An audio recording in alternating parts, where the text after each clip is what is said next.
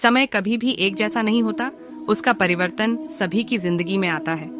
इसलिए ही हमें अपने व्यवहार को इस तरह से रखना चाहिए कि हमें कभी भी वक्त के आगे झुकना ना पड़े।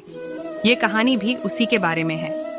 पुराने समय की बात है, जब हमारा देश पूरी तरह से विकसित नहीं था और देश में छुआछूत बुरी तरह छाया हुआ था। खुशबू नाम की एक बहुत ही खूबसूरत औरत थी। वह पेशे से एक हाई स्कूल टीचर थी। खुशबू स्कूल में बच्चों को पढ़ाने जाती थी, लेकिन उस स्कूल के बच्चों से वो बहुत दूर रहा करती थी। यहाँ तक कि वो बच्चों की किताबें तक को वह हाथ नहीं लगाती थी और सभी बच्चों को अपने से 1 फीट की दूरी से बात करने के लिए कहती थी। खुशबू सिर्फ अपनी स्कूल में ही नहीं, बल्कि अपने घर पर भी इसी तरह के नियम के साथ रहती थी। वो खुद सुंदर थी, इसलिए उसे सिर्फ सुंदर दिखने वाले लोगों के साथ ही दोस्ती करना और बातें करना पसंद था। खुशबू को छोटे बच्चे बहुत पसंद थे। वो उन्हें तोहफे देती, खाने की अच्छी अच्छी चीजें देती, पर उन्हें कभी अपनी गोद में नहीं बैठाती। वो दूर से ही उन्हें पुकारती और उनके साथ बात करती। खुशबू हर वक्त अपने आप को दूसरों से ज्यादा स्वच्छ मानती थी और वो किसी को भी अपने पास नहीं आने देती थी।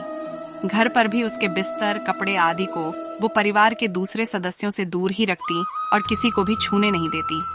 वक्त बीतता जा रहा था। अब खुशबू की उम्र 67 वर्ष हुई। उनके पास उनका एक बेटा रहता था। वक्त के बदलाव के साथ अब खुशबू का भी शरीर उसका साथ नहीं दे रहा था और उसे एक बहुत बुरी बीमारी हो गई थी। अब वो ना चल सकती थी, ना ही वो अपना काम खुद से कर पाती थी। अब किसी के सहारे के बिना एक करवट बदलना भी उसके लिए मुश्किल था। उसका बेटा उसकी पूरी तरह से सेवा करता था, फिर भी खुशबू कई बार कई घंटों गंदगी में पेटी रड़ी रहती थी। जिन नौकरों से खुशबू अपने आप को दूर रखती थी, आज वो उनके सहारे के बिना एक पल भी नहीं रह सकती थी।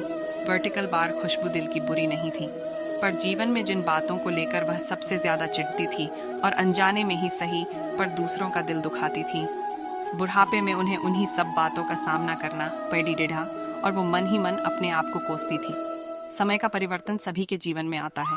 हम आज जिस चीज से भागते हैं, उसी चीज का सामना हमें बाद में करना पड़ी रहता है।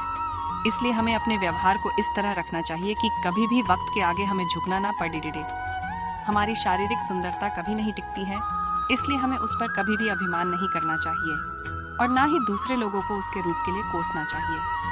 अगर आपको हमारी शॉर्ट इंस्पायरिंग स्टोरी अच्छी लगी हो तो अपने दोस्तों के साथ भी शेयर कीजिए और कमेंट में ज़रूर बताइए कि कैसी लगी हमारी स्टोरी।